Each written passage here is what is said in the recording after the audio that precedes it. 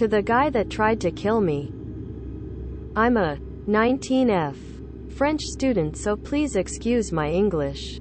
This event happened last week. I was heading to my apartment after seeing a friend. I took the tramway at 11:30 p.m. because I didn't feel comfortable walking at night. As soon as I sat, a man who was already sitting nearby came and sat in front of me. I had a very strange feeling about it, so I told my boyfriend by chat. Then, I stood up to get out of the tram. But the man quickly got out after me. He was weirdly following me. Not walking behind me but next to me. I was getting very anxious, knowing something was wrong. So I continued to walk to the avenue I live in. I crossed the road and he didn't, so I thought it was okay, but a few seconds after he crossed the road too and was walking behind me. Then he passed me and was walking in front of me, so I thought I was just getting paranoid and that he was just walking his way too. But near my building, he stopped and waited until I meet him. He asked me if I had a boyfriend and all. I answered, yes, sorry, good evening, as polite as I can be. He proceeded to leave in front of me, so I was walking slower for him to be far from me and to make sure he didn't know I was almost home. I turned into the little pathway heading to the lobby of my building, but I was still anxious about this man even though he continued to walk. I thought I had put my keys in my pocket, but they were in my bag. I was shaking so much that I tried multiple times to grab them. I managed to get them and I opened the magnetic door, but thought of closing the door immediately after me in case the man wanted to follow me. The door was closed, but the magnetic system wasn't on yet that the man was running to it and pushed it violently with horrific eyes looking at me. The door is made of glass, so I totally saw him. That's when I knew I was getting into real trouble, so without even thinking I screamed as much as I can, and I think that's what saved my life. Immediately, the man ran to me, pushed me hard on the ground and started to choke me really hard. I was too stunned because I wasn't prepared for such a violent assault. While he was choking me, I couldn't scream at all or even breathe, and nobody was coming, so I really thought I was going to die looking to his bulging eyes staring directly into mine with pure hate. I'm a small size lol, so I wasn't able to do something with my arms at all. I think it wasn't that long, but it felt like an eternity and I lost consciousness for a moment. When I opened my eyes again, he had just ran out and I saw the caretaker's wife besides me. The caretaker was chasing after the man but didn't manage to get him. He came back and called the police that caught the man within 10 minutes thanks to our description. I really don't know why he did that to me, because when he attacked me, he didn't sexually assaulted me or robbed me, which would have been easy. I can't understand that his only goal was to kill. I'll never be thankful enough to my caretaker who came to help me and saved my life, because nobody else in the building called the police or tried to help. The man was judged 3 days later and is in jail now, but denied everything, even if me and the caretaker identified him and that there are video proofs of him following me. So to the man that tried to kill me, let's not meet again, smiley face. To the eerie guy that tried to follow me to my apartment. I got off of work around 11 p.m. The sad part about this is, I volunteered to work this shift. If I had never offered, I would have never experienced this. This particular apartment is on my college campus. My campus is an open campus, which means anyone could enter at any time. As a female, I guess that's pretty unnerving. However, I always carried a pocket knife and pepper spray. I had to park pretty far away from my apartment since most parking spots were filled. I finally found a parking spot, but thank God I checked my surroundings before I got out. There was a fairly tall, grimy, old black man standing about 50 feet away from me. This sent chills down my spine because he stood so still. Like a mannequin. I could see his bloodshot eyes. They were wide open. Now, I knew I wasn't getting out of the car. But what the man yelled to me made my heart pound out of my chest. "Come here, pretty girl," he said, with a slight, creepy grin on his face. I don't know why I did it, but I shot a bird at him. Probably because I had a feeling he was a pervert or something.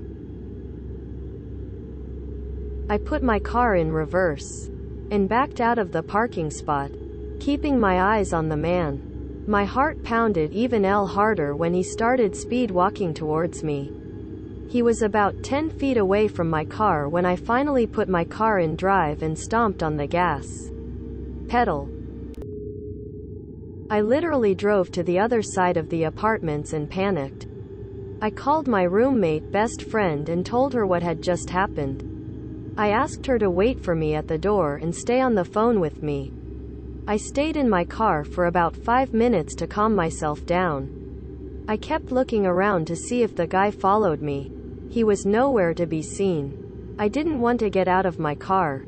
However, I had to get in my apartment somehow.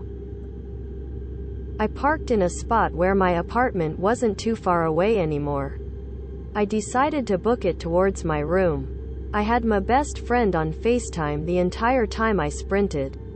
I flew down 2 flights of stairs until finally I was about 100 feet away from my door. I saw my best friend waving at me. A feeling of relief came over me. Just for a few seconds. Now I don't know if you guys have seen the movie Get Out, but just picture a grown-ass man sprinting towards you. That's what happened. The grimy old man hauled ass towards me. But this time, he looked pissed. It was like a scene straight out of a horror movie. I don't know how he found me. I don't know what his problem was. But I could have broke the national record for the 40-meter dash. I darted towards my door. Thankfully I reached my apartment just in time. Right when my best friend and I slammed the door. The man's fingers got caught in the crack. He screamed and tried to shove the door open. But my best friend and I surprisingly shut him out. That happened about a year ago. My best friend and I never spoke on it. Ever. I never saw the man again. I never volunteered to work another night shift. I never worked another night shift. Period. And I never, ever shot a bird at anyone else. To the man who traumatized me, let's not meet ever again. Being held against my will by a creep. I hope this belongs here. I have tried to figure it out from the guidelines, but it doesn't fit neatly in anywhere. This is by far the worst thing that has ever happened to me. And it has been several years since it happened. But it still comes back to bother me from time to time. I don't really feel comfortable talking about it in real life for a number of reasons that I think will become clear. But I am struggling a bit with nightmares and memories now, so I figured maybe I'd share here too. Unload. Trigger warning for violence, sexual assault and threats. I won't be detailing anything, but it will be mentioned. It will be a long one, as I am terrible at brevity. So, when I was younger, I was in the sex industry. My past was full of trauma and I was struggling with dissociation and self-loathing, which made me care less about the potential dangers that comes with it. At the time, I was 19 and mentally ill. I was living in a country with quite liberal laws and I was very lonely and isolated. It made for a perfect storm, where I ended up getting very hurt in many situations and coming across multiple creeps. But this particular one really scared me. The guy the first was seeing and I had agreed to meet up by the train station and go to a hotel together. He was supposed to have a room already and walking there together usually meant getting in easier. Being in a hotel was very important to me, as there was at least some sort of security. If something got out of hand, I would be able to leave the room and immediately get the attention of someone nearby. When I see the John late 30s, early 40s. At the station, he strikes me as very twitchy. From being quite calm, he decided that he needed alcohol.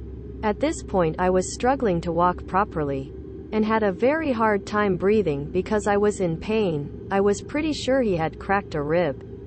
Turned out later that yep, absolutely he did. He still wanted to bring me out, for reasons I do not quite understand. But I am thankful for that. We ended up getting a cab from a park near his house. My therapist asked me why I didn't ask for help here, but I was so scared and knew that he had a knife with him. And I really did not want to get stabbed that day. Day. Day. Day. Day. Day. Day. Day. Day. Day. Day. Day. Day. Day. Day. Day. Day. As we enter the hotel, he starts acting really weird. He is aggressively grabbing my arm and physically placing me as far from reception I can get while still in the building, telling me to wait there and not make a sound so he doesn't get found out. Which is very unstrategic, as it will come across as much more odd than if I am just standing with him. Bane pleasant. I don't look like someone in the industry to other people. I am nerdy and chubby and was dressed in a trench coat and office-appropriate clothes. When he comes back, he lets me know that they are all fully booked for the night, which confuses me, but I suggest we go next door as there is a second hotel. He agrees, but this time tells me to wait outside while he speaks to them. It is raining hard, I am a bit annoyed at that suggestion, but he comes off as angry, so I don't want to question him. Again, he comes out and lets me know that they are all fully booked. I start to feel a bit uneasy and should have realized the massive red flag that this was, as we weren't in a busy area, but ignored the pit in my stomach. He says that he lives nearby and tells me we can go there instead. And even adds, my neighbors are away, so it is better we can be as loud as we need to be, and that might be necessary considering what I want to do to you, which in retrospect is absolutely terrifying. His place is a 10-minute walk away, and by that point I have come to understand that having a conversation with this man is absolutely impossible. He talks in very lengthy, usually run-on sentences, and he seems to lose track of where he is going halfway through. He gets randomly upset from 0 to 100 and then calms down as quickly again. I feel unsafe, but have no idea how the heck to get myself out of this situation.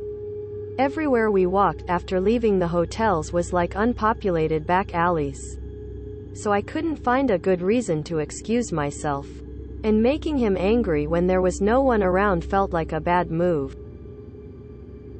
So I follow him into the apartment, and it just further confirms that something is not quite right. His living room has just towers upon towers of moving boxes, a workout machine, a 90s-looking TV. This was 2014. And a sofa. It is bare, and the boxes take up most of the room. There are some women's pumps by the door, so I figured he had a spouse he was cheating on. Normally, people start to engage in the activities we are there for quite quickly, as they are paying for my time. This man did not. He seemed to just want to talk, as he is telling me stories. They are getting more and more convoluted and frightening. He lets me know that he is in the mafia, and that there are guys following him, that he takes people out, he is the voice of God, etc., etc. It is clear to me that he isn't all that grounded in reality, and I keep trying to get him on track, so that I can finish what I came there for, and leave as soon as possible. He doesn't respond to my flirting, and at some point in the storytelling he goes over to the moving boxes and pull out a massive, I'd say around 5-liter maybe, Ziploc with pills in it, and he tries to tell me to take a couple of them. When I decline, he starts shouting at me, saying that this is my payment and that I have to take them. I am de-escalating as best as I can, while he is very much up in my face. I realized that the strange behavior he had exhibited definitely came from being high and maybe a drug-related psychosis. I hadn't been around drugs that much, so I didn't recognize the signs. But the pills made it very clear. I focus on trying to distract him by talking about other things, whilst standing up so that I could bolt for the door. He seemingly calms down, until he realizes I am about to leave and that I am moving towards the hallway. That is when things take a turn for the worse. Without giving too many details, I was really badly assaulted over a long period of time. He became less erratic as time passed, and more frightening. At one point he had me tied up and threatened me with a kitchen knife, telling me in very graphic terms that I would die and what he would do to my body. He ended up not using the knife, but he did a lot of other things. Some that were just plain weird or humiliating. Not much of it seemed sexually motivated. It was just strange impulses he had combined with a lot of anger. We had agreed on 1 hour, meeting up around 5. But at this point I have asked to be allowed to leave multiple times and he has kept me there. Through the night, I can see the sun starting to rise again. So figure it is quite early in the morning. He had small windows near the ceiling as it was a basement flat. And I am so grateful for them, as it helped keep me sane to physically see time passing, because it felt like I had been there forever. I was starting to understand that he had no plans to let me go. And that was confirmed when he said that he was so happy I wanted to be his girlfriend. He must have taken something else around this point, because he was suddenly becoming more impulsive, twitchy and erratic again. From being quite calm, he decided that he needed alcohol. At this point I was struggling to walk properly, and had a very hard time breathing because I was in pain. I was pretty sure he had cracked a rib. Turned out later that yep, absolutely he did. He still wanted to bring me out, for reasons I do not quite understand. But I am thankful for that. We ended up getting a cab from a park near his house. My therapist asked me why I didn't ask for help here, but I was so scared and knew that he had a knife with him. And I really did not want to get stabbed that day. When we got out of the cab he walked me around for a while, one hand on my neck.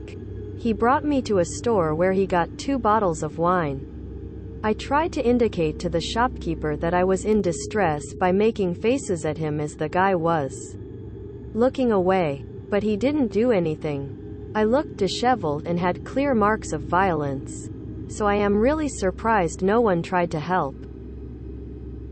He paraded me around for a while, mostly on smaller streets, and kept encouraging me to drink my bottle of wine. I made it look like I was drinking by putting my tongue over the hole, and he didn't seem to notice that I wasn't drinking much. He stopped me by a dumpster to fill me up, and I was able to put the wine down as he finished his, without him noticing that I hadn't been drinking. The guy started talking about going back to his, that he had more toys he wanted me to see and clothes he wanted me to wear. I pretended to be very into it, to keep him as calm as possible, as I tried to figure out how to get away. I was wearing heels and was in a lot of pain, so there was no way I would outrun him if I didn't catch him by surprise.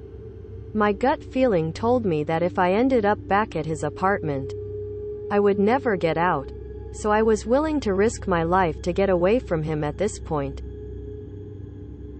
By a stroke of luck we ended up passing on the other side of the street to a bus stop, and I saw that a bus was supposed to pull in.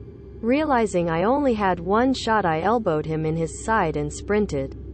I don't think I have ever run that fast, and I remember just hoping I would not fall because my balance in heels is the worst. He came running after me, and I remember asking the bus driver to please just drive as soon as I got on. And luckily he listened. He was also super sweet and asked if I was alright, if I needed any help.